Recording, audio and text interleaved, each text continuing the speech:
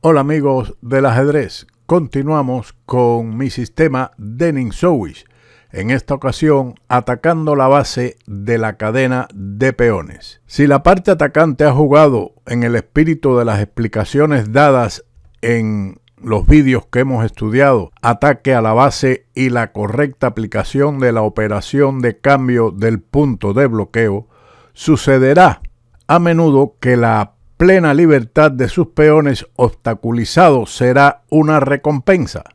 Habrá momentos, sin embargo, en que la lucha que ha librado con las medidas indicadas aquí llegará a un callejón sin salida, y en tales casos se hará necesario el uso de algún nuevo plan. A modo de ejemplo, tomaremos la siguiente posición. Los primeros movimientos fueron E4, E6, D4, D5, E5, C5, C3, caballo C6, caballo F3 y dama B6. Deseo recordarle que esta posición y esto que está analizando Ninsowish lo vimos en el vídeo anterior en la partida correspondiente al encuentro entre Ninsowish y Salve. Por lo tanto, continuamos con lo que expresa Ninsowish. Las negras buscan por las buenas o por las malas para inducir a las blancas a renunciar a su base el peón de D4. Un ataque con el propósito de enrollar una cadena de peones. Lo clasificamos como una guerra de movimientos, de la cual la jugada dama B6 debe ser parte.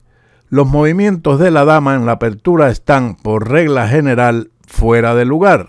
Aquí, sin embargo, el estado de la cadena de peones dicta todas nuestras acciones. El blanco continuó con alfil D3 y las negras responden con alfil D7. Una jugada muy meritoria, y dado que las blancas todavía dudan en hacer la captura D por C5, las negras proponen facilitar su decisión de jugar torre C8.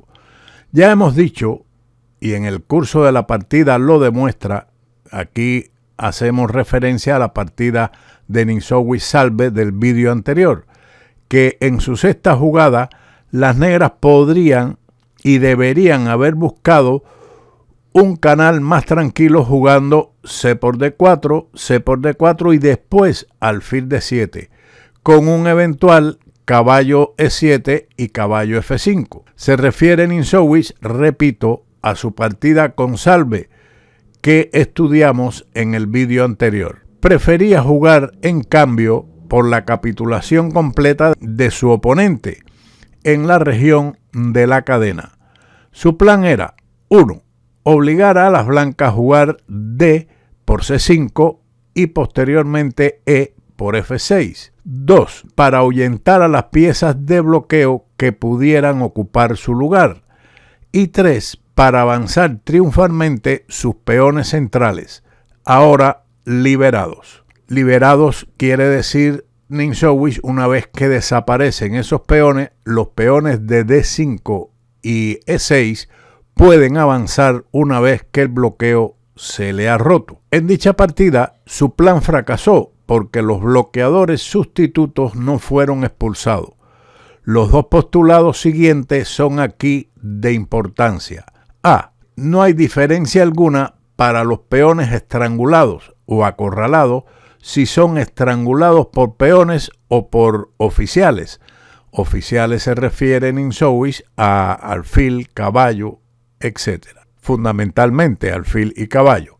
De ello se deduce que B. La destrucción de los peones de la cadena no implica en sí misma una operación de liberación más o menos completa, ya que los bloqueadores sustitutos, las piezas, todavía tienen que ser expulsadas. ¿Cómo y en qué medida esto último es posible? Es la cuestión de importancia realmente decisiva. Lo que sigue, tomado de mi artículo, La rendición del centro, un prejuicio, escrito en 1913, puede servir para arrojar luz sobre las relaciones entre los peones y piezas. Es cierto, comenta Ninsowish en dicho artículo, que los peones son los más adecuados para construir el centro, ya que son los más estables. Por otro lado, las piezas colocadas en el centro pueden muy bien ocupar el lugar de los peones.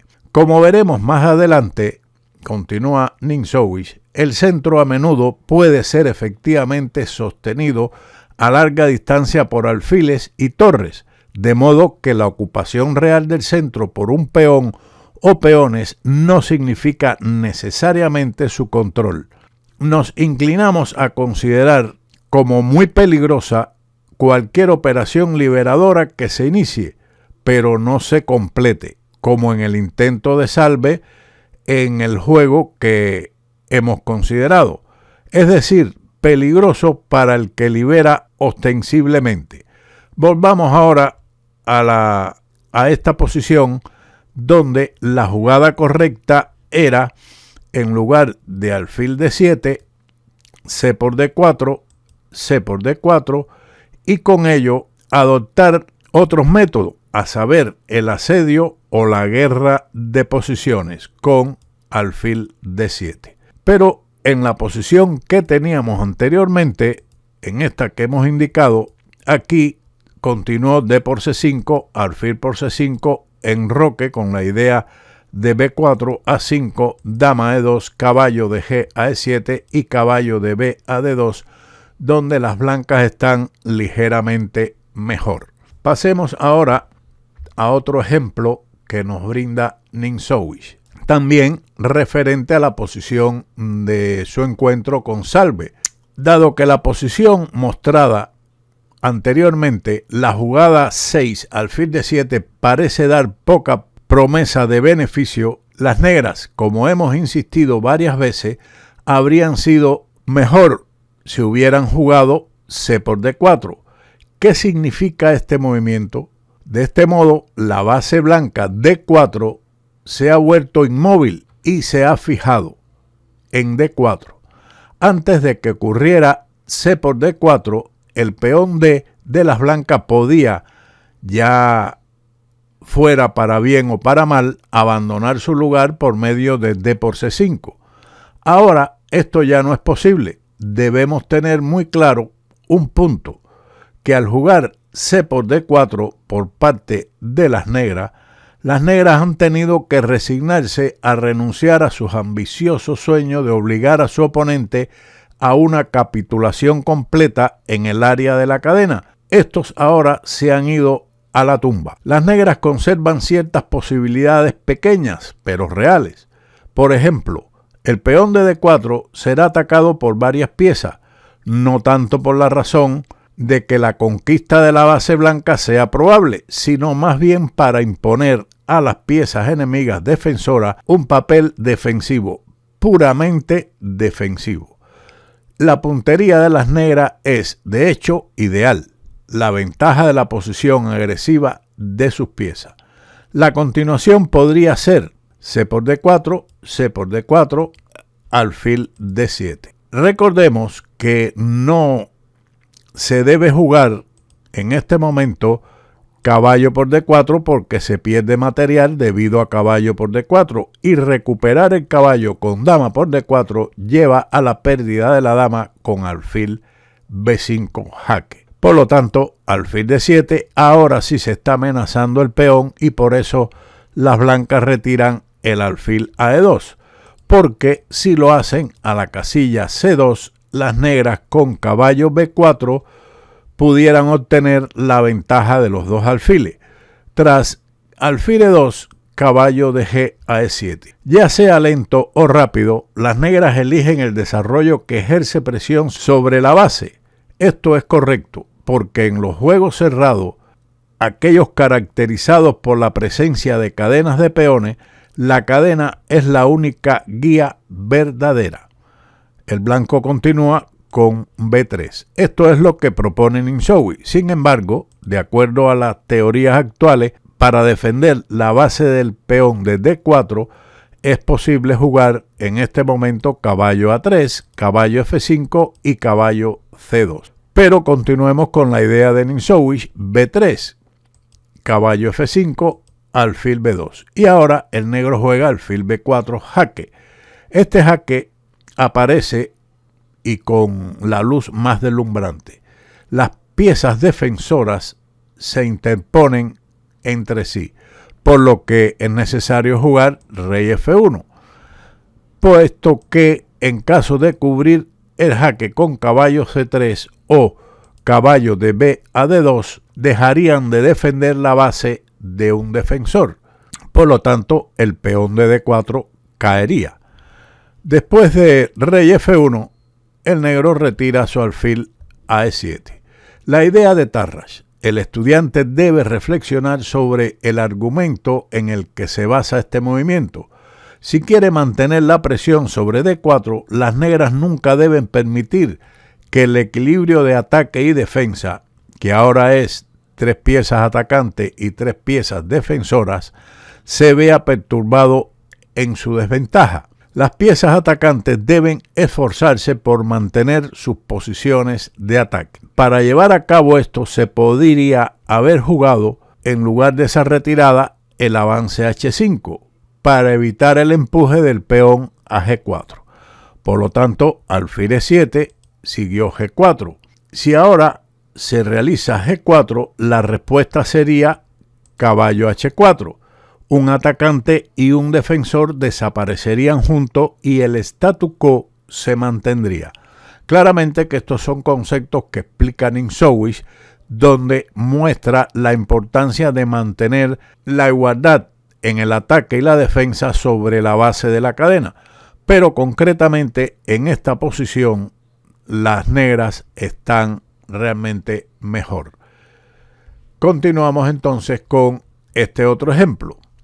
La aplicación del inciso A que estudiamos o mencionamos anteriormente, que recordamos, dice: no hay diferencia alguna para los peones estrangulados o acorralados, si son estrangulados por peones o por oficiales, por piezas.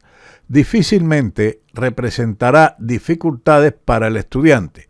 Tomemos, por ejemplo, este diagrama. La cadena que nos interesa se forma con el peón D y el peón E de ambos lados. La base de las negras es el peón de D6. El juego sigue C por D6, C por D6 y torre C6, atacando la base, caballo F7, defendiéndola, y ahora se produce nuevamente el ataque a la base con caballo C4, que es defendida con torre D8. Si por ejemplo se intenta torre C8 como medio indirecto de la defensa de la base, seguiría B5. Esto es lo que propone Nintzowitsch. Sin embargo, es más fuerte en este momento A4, torre C7, B5, torre C8, rey C3, torre por C6, D por C6. Algo similar a la línea principal, pero más fuerte. En la partida, Nintzowitsch comenta, o en su estudio, Nintzowitsch prefiere B5, torre por C6 y D por C6, con un final superior. La idea es caballo E3 y caballo D5, prácticamente estrangulando totalmente al adversario. Continuamos entonces con torre D8, sigue A4. Se juega para mantener el caballo atacante en C4. Las blancas ahora han puesto la base D6 bajo presión y en consecuencia tienen la ventaja mencionada de la posición más agresiva de sus piezas. El caballo de C4 está colocado de forma más agresiva que el caballo de F7 de las negras. Esta ventaja podría ser explotada, ya que por medio de B5, seguido quizás de rey C3 y A5, o jugando en el flanco de rey, por ejemplo, H4 y luego rey E3, rey F3, rey G4 y rey H5, seguido del avance del peón a G5. En este caso, la parada de dicho plan con H6 por parte de las negras dejaría la casilla G6 para que el rey blanco entre de forma definitiva.